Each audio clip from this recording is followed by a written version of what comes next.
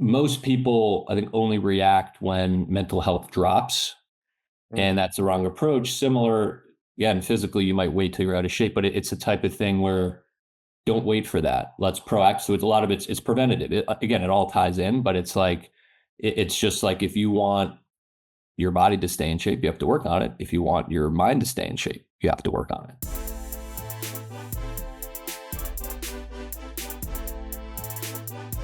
My name is Brian Panuzzo. I am a former bond trader turned executive health and performance coach. I know exactly why your health keeps losing to your calendar, and I help you build a system that fixes it for good. I know your world as a financial professional from the inside because I lived it for 20 years. Welcome back to the Success Lift podcast. I am your host, Brian, and I hope you're having a great month of June. I am busy sweating my you-know-what off in the southeast of the United States, watching baseball tournaments, seeing clients, keeping my routines intact as much as possible. And we, as I've said in the past couple of weeks, have let you in to the inside of the Success Lift program to preview some of the content that our clients are getting on a weekly basis that they pay top dollar for. We're giving it to you for free for a couple of weeks. My clients are not happy with me. But this week, we're going to talk about this concept that Hal, who has been working with our clients and is a Wall Street professional himself, brought up to me recently. And we talked through the topic a little bit. And at first I was super skeptical because I'm like a Wall Street athlete, Jersey guy, very, like get this woo-woo stuff out of here. I don't even know what you're talking about. And he said, I want to do a couple episodes on mental fitness. And I'm like, cool, Hal, mental health. And nobody, it's like super generic, man. Like our clients all know about mental health. Like, yeah, cool. We all need better mental health. He's like, no. This is not mental health. It's different. It's mental fitness. And I'm like, I gave him like the little dog head tilt to the side. Like, I don't know what you're talking about. And so we broke it down. We broke down the concept of mental fitness and why it needs to be trained in your life, just like your physical fitness. And it's a proactive approach to improving your mental performance, not just reacting when you have stress and anxiety or burnout. That's mental health. That's working on your mental health. Don't get me wrong. Very, very important. But I would argue being proactive about things in our life is a far more productive way to make sure that the negative stuff doesn't happen. If we are proactive inside of my program with your mental and your physical and your relational performance, you won't be near divorce, overweight, broken down, and life spiraling out of control like mine was 11 years ago. And so the more proactive we can be, the better. And so this concept that Hal brought to me that we broke down for our clients is a great way to proactively increase your mental performance, your fitness, all right? Are you fit mentally? Now, I know you think you are, but I guarantee you when you listen to this episode and then when you check out next week's episode as well, you'll say the same thing I did. I ain't that fit. I got to get in shape. My mental fitness ain't that good. All right. And so this conversation, we lay out the 5 categories, the 5 core categories of mental fitness. And we start to talk about how they are paralleled to physical fitness and physical training. There's going to be a lot of parallels. I even bring it up too, because right away I was like, Hal, get this woo-woo stuff out of my face. And then I started to understand the parallels and I started to see the value in it. And so I believe you're going to leave this podcast episode with a more clear framework, okay, for how to think about training the mind. And I hope that you take the same intention that I hope you have about training the body. So we're going to talk about the difference between mental fitness and mental health, how to train your mind proactively. We cover the 5 categories and we talk about the differences between them and how you can start to stack them. And then, spoiler alert, come back next week because we dig into each one of the 5 categories and we really dive deep to give you practical and tactical takeaways that you can implement right away. If you enjoy this episode, let me know. Shoot me an email at brian@thesuccesslift.com. Let me know you're listening or shoot me a text at 917-709-4288. 883. I hope you enjoy this conversation on mental fitness part 1 with me and Hal McKenzie. All right, welcome back to Coach's Corner. What's up, Hal? How we doing, buddy? Pretty good, Brian. How about yourself? Great, thank you. So Hal had a great idea for some topics for us to talk about, and I'm going to let him run with this a little bit. So if it's something that really resonates with you, you can tell me what a great job I did letting him run with it. And if it's something that I'm just playing with you, That's fair. That's totally fair. and if you think it sucks, no. Yeah. So Hal brought up an interesting concept to me in the little notes that doc that we share, where we kick around ideas, and then kind of, as I've said before, we want to make this conversational, but also we're preparing. We're not just like, throwing shit up against the wall and then just like talking about it here. So, but he brought up a concept of mental fitness to me. And so we want to talk a little bit about it because it's interesting. I went through, we had a little prelim combo between the two of us. And then all the notes that he wrote out are really interesting. And so I was like, yeah, let's do this. And so this is likely going to be a 2-part Coach's Corner. We're going to talk about mental fitness, what it is, how we define it, core concepts, overviews. And then, like, as you guys know, we are tactical beings inside of this program. We don't theorize. And so, we want to get into like, how do you actually do it? And so we're going to give you some ideas on how to train it in the 5 different areas that we talk about. So having said that, what is this woo-woo thing you're talking about here, buddy? Mental fitness. Yeah. So I'll start with like, I discovered this concept, you could say, a couple weeks ago. And like, when I say I discovered it, like a lot of the specifics are things, mindset stuff we talk about all the time. But I think it really like brings it all together in like an organized fashion that you can then actually implement tactically, like we'll get into eventually. So I'll also preface it with, I am by no means an expert. I'm a novice. I literally just kind of came across this concept, but I'm pretty excited by it. And because I really think it's going to unlock another level of performance when I commit to it over whatever period. And I'm kind of creating that accountability now, saying I'm going to commit to it. So we'll see. But anyway, the concept is mental fitness, as you introed. And it's, I think, an important clarification at the top. It is different from mental health. People talk about mental health all the time. And if you're thinking about the difference, like if you have a brain, you have mental health. If you have a mind, you have mental health. Just like if you have a body, you have physical health. That health might be good or bad physically.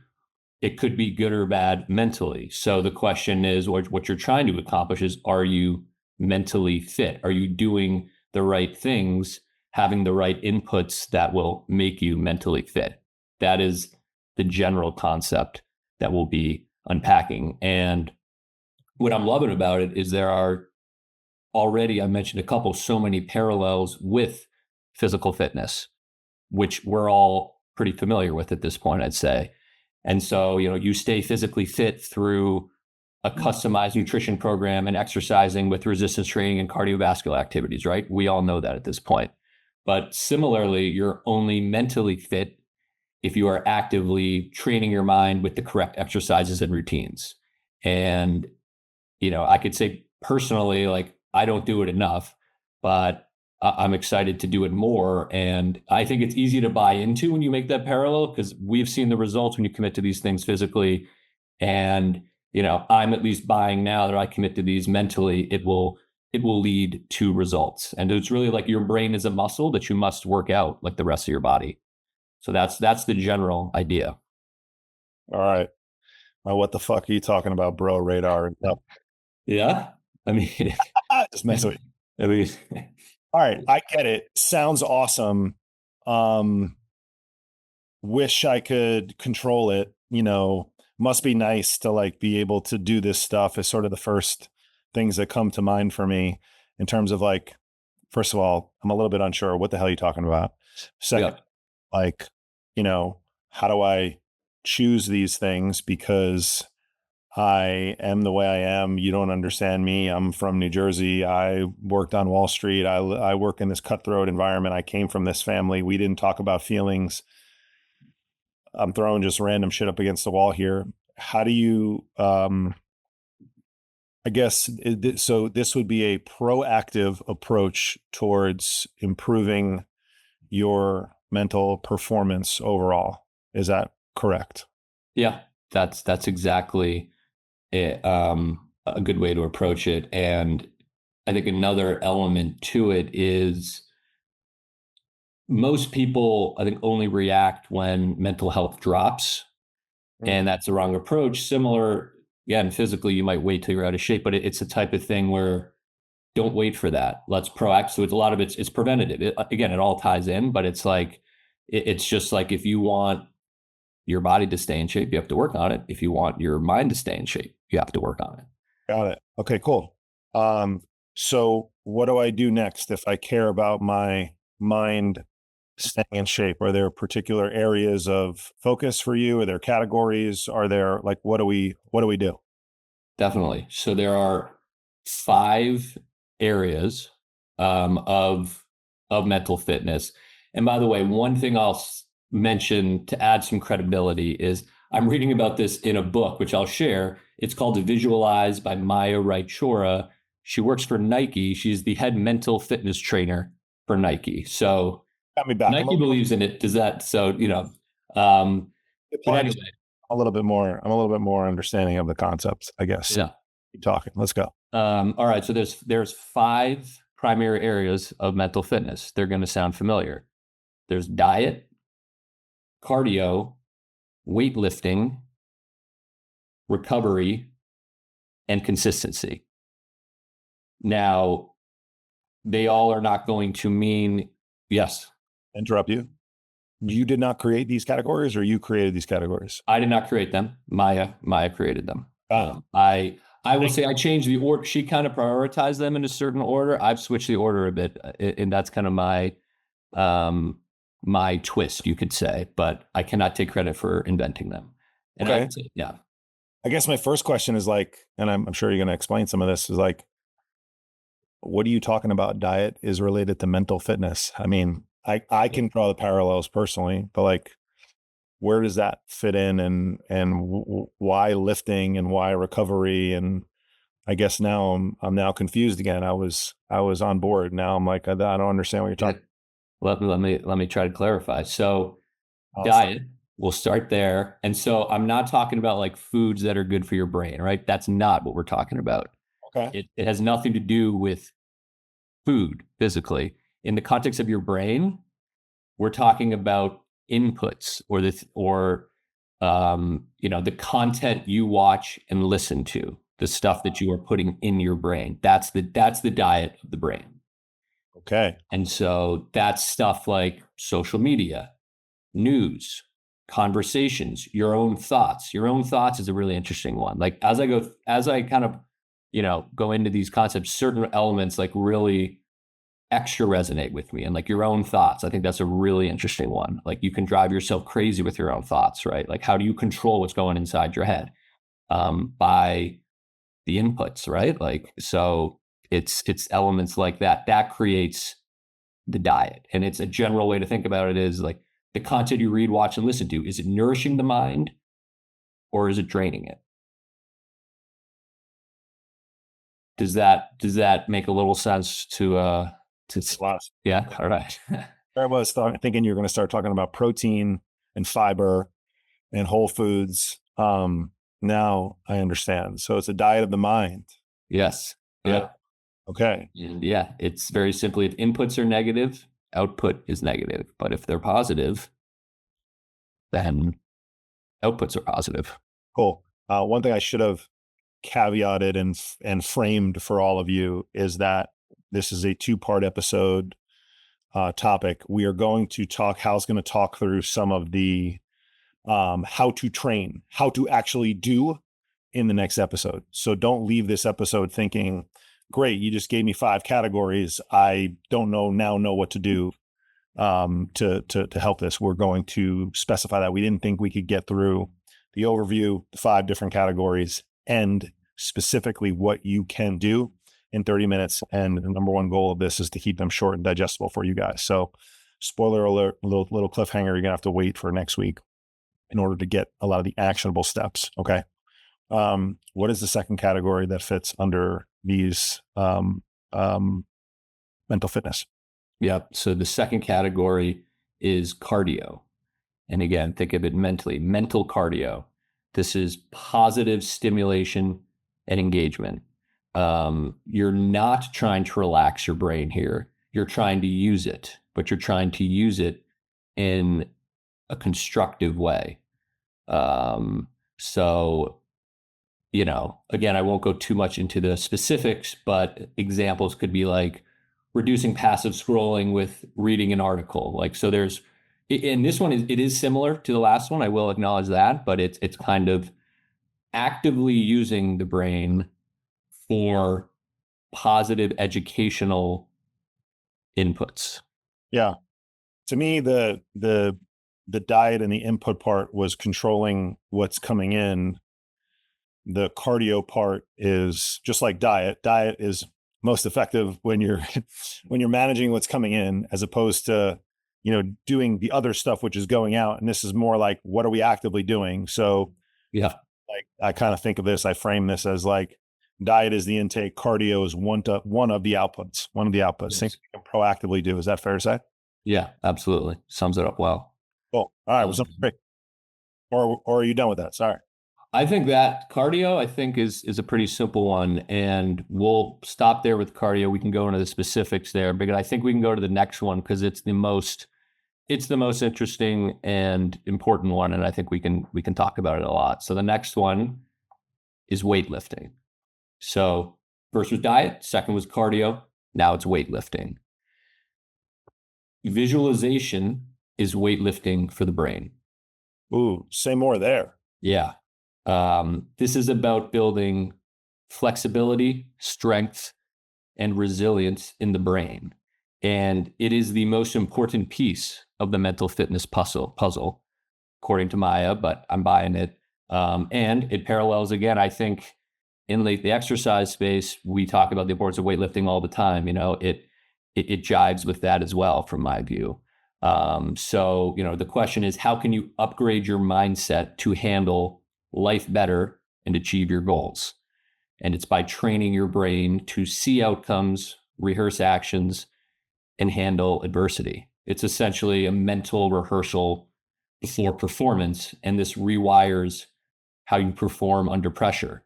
Another analogy I love with it is, when we physically lift weights, right, the muscles in our body tear and then get rebuilt.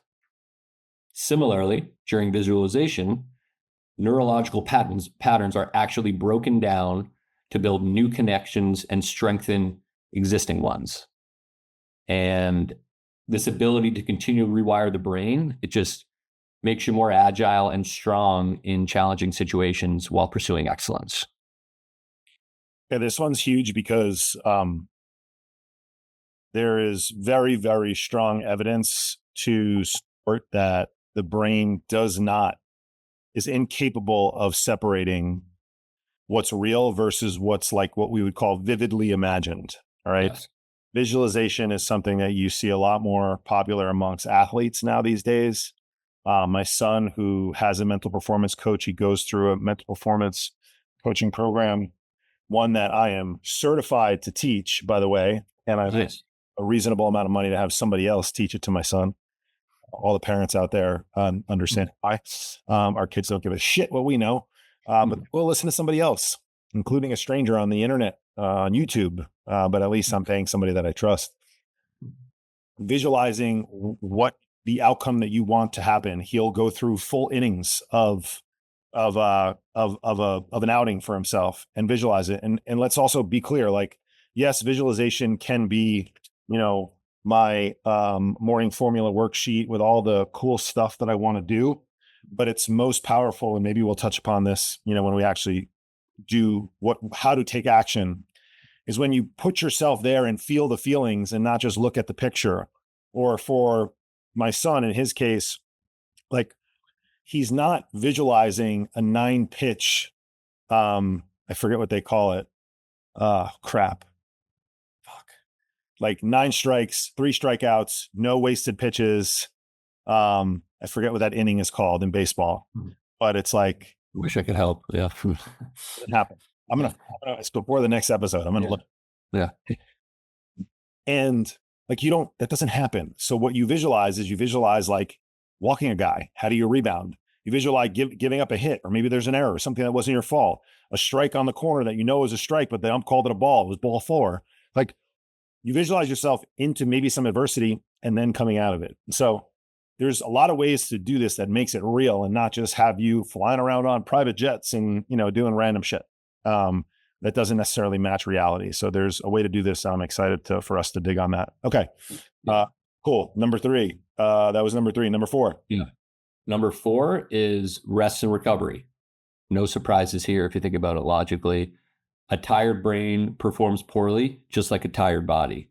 And I think this one is actually like really important too, because I think in the age we live in where there's so much stimulation, your phone, your screens, like if I thought about it recently, it's like how often is my brain really shut off, even if I'm walking outside home from work to the Port Authority, whatever, I'm throwing my headphones in and there's another thing in my ear, like if I'm sitting on the bus, I'm scrolling on my phone like everyone else, but it's like, how often do you really just like do nothing, like clear the mind and let it recover? And sure, sleep's part of that, but it's only a small part of it. A lot of it is just resting while awake as well. And so, just like your muscles need time to recover and repair after a workout, your brain needs downtime to process and recharge. And if you don't allow your body and brain to recover, as we know, at least from the body, you'll be leaving serious gains on the table. One of the biggest adjustments I've made to my weightlifting physically in the last few years was longer rest periods between, like I know it's been one of the biggest difference makers, or making sure I have days off in between. It's the same exact thing with the brain. And again, whether it's sleep, meditation, digital detox, it's crucial for mental recovery. And so I really like this one as well. I think of these so far, it's visualization and rest and recovery that resonate with me the most. I couldn't agree more. I wish I had a different perspective, because it would be nice, good back and forth. Yeah. But for me, I think like, different ideas and modalities of fitness and maybe supplementation, and like, cold plunges was hot 3 years ago. And then last year was weighted vests. And I think boredom is going to have its moment, like a real moment. A lot of people are starting to talk about it more. I've talked a lot about white space, taking walks with no technology and just being outdoors in nature, or just literally putting your phone aside, not even just like sitting on the couch, laying on the couch, talking to God, if that's your thing, or whatever, like thinking, asking more questions to yourself. We have a lot of the answers already. We just need to quiet all the things down around us in order to hear a lot of the feedback. That's been my personal experience. But it's hard to do, man. It's hard to do. My phone is within I can visually see it right now out of the corner of my eye. We're always trying to find it and look for it. And, I want to pick it up. I want to see what's going on. I want to get an update. I've had multiple instances where I've been like in an Uber or whatever, where I'm like, I'm just going to like stare out the window for the next 12 minutes. It's a 12-minute ride. I'm just going to stare out the window. Mm-hmm. 4 minutes in. Yeah. It's you don't even realize I told myself I wasn't going to do it. 4 minutes later, I can't even last 4 minutes. Yeah, it's scary because it's not even conscious. But it's such a good point. Like I complain. You can use it as like a reframe too, because like my commute to work, I take the train from Hoboken to Port Authority, and then I walk. I almost always try to get that walk in. I'm in Midtown East because it's usually a nice walk. But it's like I'm going, but I still like find ways to like complain about the walk, or I'm like, oh, I got to walk through Times Square. But it's like, that's kind of fucking cool, actually. Or you ever like looked around, like you're walking through like this capital of like the world that people fly in all, and like when I do that, I'm like, I've made this walk like hundreds, thousands of times. And like, I've never even noticed that before because I don't even look. I'm just like tunnel vision walking as fast as possible with my headphones in. And it's like, slow the fuck down. This is kind of cool, actually. Like, stop complaining. Yeah. I love that. All right. Bring it home for us. My favorite word. What's number Yeah. five? Yeah. It's consistency. And this is where I changed the order because I thought it was Maya put it first. And I was like, to me, it's kind of, I mean, it maybe is the most important, but I think you go through what are the elements, then you got to implement them consistently. Yeah. But so, you've probably already figured out, you need to train your mind to regularly to see real progress. So like all of the tactics we'll walk through, it's like you can't do them once, you got to do them repeatedly over a long period of time.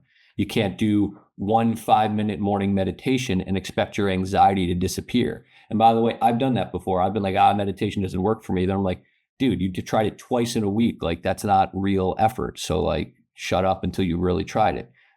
Same concept of building muscle. You're not going to get bulging biceps and massive traps by hitting your upper body once every other week, right? And then skipping it when you're on work trips or vacations. Like that's not how it works. It takes, that's why we encourage people minimum 6-month commitment, right? And ideally longer. Change your timeline to years and you can accomplish anything. Same idea.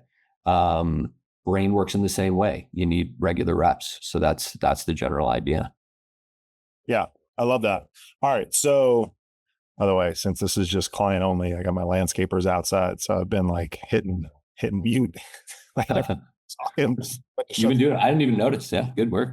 Might be able to hear it for like a second because he's like literally right on the other side of it. But it's an internal podcast, so we're here for all the disruptions. All right, we're going to go to next week's episode to talk about some of the actions we can take. But just to review, diet, number one, and that's like our own thoughts. What are we allowing in to our brain as opposed to, really curating like the information that we take in? And I think that's like that should be I like that it's number one because to me, that's like the easiest thing for us to do. Because it involves just saying no to certain things. It involves curating your social media feeds. It involves you just turning off the goddamn news. It involves you just avoiding certain stuff, at least until maybe other parts of your day are complete. That's always one of the first things for me with people when they're like struggling with their mindset. Like, well, what's going in? What are the inputs coming in? And we can control those pretty quickly. All right. So I would say shut those off. News diets are very, very easy to do. Right. Cardio is the second one. And that's the active stimulation and engagement of things that you should find helpful. Is that fair to say?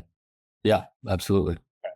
And then lifting, strength training is the act of like detailed visualization. Yep.